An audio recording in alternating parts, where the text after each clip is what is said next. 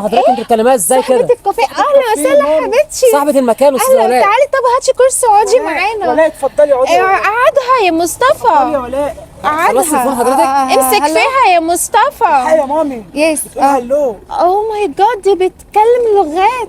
يه ايه الحقيقة ايوه يا استاذة مامي. ولاء اصلا بتحب تخدم هنا بنفسها في المكان. اتفضلي ولا ده حبيبتي. معاها 15 ايفون. مامي اوه انت مش بقولك هات موبايلي ونجيب لي أوكي، الاندرويد.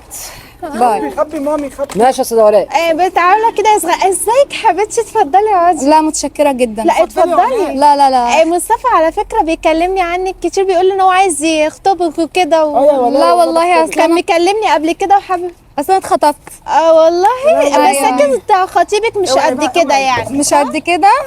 لا يا ماما، ده انا خطيبي ما شاء الله هو اللي فاتح لي الكافيه دوت. والله ما شاء الله. مش انت كنت بتقولي انت اللي فاتحاه ولا ايوه، ما هو كاتبه باسمي. نزل لهم حاجة يا استاذة ولاء. والله